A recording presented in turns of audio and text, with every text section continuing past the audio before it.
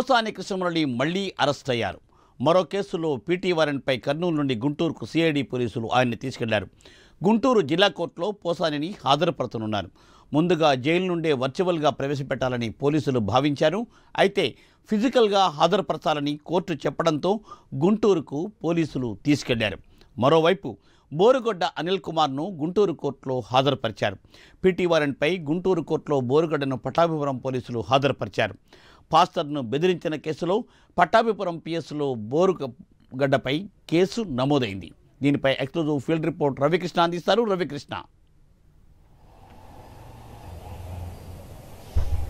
మూర్తి, ఏదైతే ఈరోజు మాత్రం తప్పనిసరిగా కూడా పోసాని మురళీకృష్ణ జైలు నుంచి విడుదలవుతారని అందరూ భావించారు. ప్రధానంగా కూడా ఆయన మీద ఉన్నటువంటి ఏవైతే 4 స్టేషన్లో ఉన్నటువంటి కేసులు ఏవైతే ఉన్నాయో ఆ కేసులకు సంబంధించి ఆయనకి బెయిల్ లభించినటువంటి నేపథ్యంలో, పీటీ వారెంట్లకు సంబంధించి కూడా బెయిల్ లభించినటువంటి నేపథ్యంలో ఆయన ఈరోజు ఖచ్చితంగా కూడా విడుదలవుతారని అందరూ భావించారు. దానికి సంబంధించి అటు వైసీపీ శ్రేణుల్లో కానీ, అటు పోసాని మురళీకృష్ణ సంబంధించినటువంటి బంధువుల్లో కానీ ఆతృత అయితే నెలకొన్నటువంటి పరిస్థితి. అయితే దీనికి విరుద్ధంగా అయితే మాత్రం ఇవాళ పీటీ వారెంట్ అనేది ఇంప్లిమెంట్ చేయడం జరిగింది. మొన్నటిదాకా కేవలం పోలీసులు మాత్రమే ఈ కేసులకు సంబంధించిన వ్యవహారంలో ఎంటర్ అయ్యారు. ఇప్పుడైతే మాత్రం ఆల్రెడీ ఏదైతే సిఐడి పోలీసు అయితే మాత్రం పీటీ వారెంట్తో ఆయనకి కర్నూలు నుంచి గుంటూరు తరలిస్తున్నటువంటి పరిస్థితి అయితే కనపడుతుంది. ప్రధానంగా కూడా ఆయన మీద ఎప్పుడైతే ఓబులవారిపల్లికి సంబంధించినటువంటి కేసులో ఆయన ఎప్పుడైతే అరెస్ట్ చేసి తీసుకొచ్చారో అప్పటి నుంచి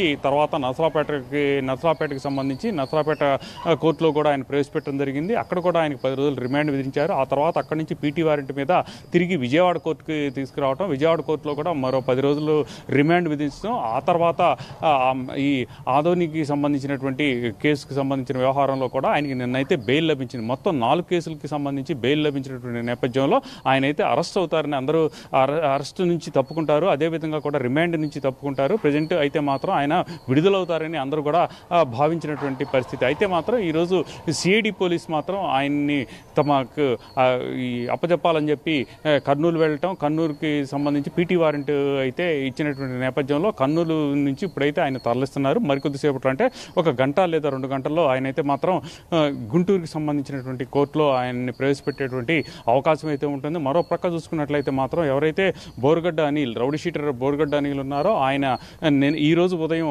రాజమండ్రి సెంట్రల్ జైలుకి సంబంధించి రాజమండ్రి సెంట్రల్ జైల్లో లొంగిపోవడం జరిగింది. కొన్ని నాటకీయ పరిస్థితులు, అంటే వాళ్ళ మదర్కి బాగాలేదనేటువంటి కాల్ చూపించి ఆయనకైతే బెయిల్ ఇవ్వడం జరిగింది. ఆ బెయిల్ వచ్చేసి 11వ తేదీ సాయంత్రం 5 గంటల లోపు ఆయన రాజమండ్రి సెంట్రల్ జైల్లో ఉన్నటువంటి జైలర్ ముందు లొంగిపోవాలని బెయిల్కి సంబంధించినటువంటి కండిషన్లో ఉన్నప్పటికీ కూడా ఆయన అయితే మాత్రం 5 గంటలకే లొంగిపోలేదు.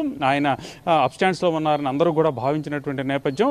అయితే ఆ బెయిల్ సంపాదించేటువంటి సందర్భంలో కూడా ఆయన లేనటువంటి దొంగ సర్టిఫికెట్తోనే వాళ్ళ ఈ బెయిల్ సంపాదించినట్లుగా కూడా భావించారు. దీనికి సంబంధించి ప్రధానంగా కూడా ఆయన మీద ఏదైతే గుంటూరుకి సంబంధించినటువంటి లలిత హాస్పిటల్కి సంబంధించి అక్కడ ఉన్నటువంటి డాక్టర్ తమ మదర్కి సంబంధించిన వ్యవహారంలో ఆయన కంపల్సరీగా కూడా అపోలో హాస్పిటల్కి తీసుకెళ్ళి ట్రీట్మెంట్ చేయించాలి అని చెప్తున్నటువంటి నేపథ్యంలో ఆయనకైతే సర్టిఫికెట్ ఇచ్చినట్లుగా కూడా చెప్పారు. ఆ సర్టిఫికెట్ని వెరిఫికేషన్ చేసినటువంటి క్రమంలో మాత్రం ప్రధానంగా అది తప్పుడు సర్టిఫికెట్గా కూడా భావించారు. ఈ నేపథ్యంలోనే పెద్ద ఎత్తున కూడా ఆయనకి అప్పుడు అబ్స్టాండ్స్ అయ్యారని భావించారు. అయితే ఏది ఏమైనప్పటికీ కూడా నిన్నైతే మాత్రం ఈరోజు ఉదయం 5 గంటలకు ఆయన విడుదల అక్కడ ఉన్నటువంటి రాజమండ్రి సెంట్రల్ జైల్లో జైలర్ ముందు హాజరు కావాల్సినటువంటి నేపథ్యంలో ఈరోజు ఉదయం 6:30కు ఆయన సెంట్రల్ జైలర్ ముందు హాజరయ్యారు. వెంటనే కూడా ఏదైతే గుంటూరుకి సంబంధించి ఏసీఎల్సీకి సంబంధించినటువంటి చర్చికి సంబంధించిన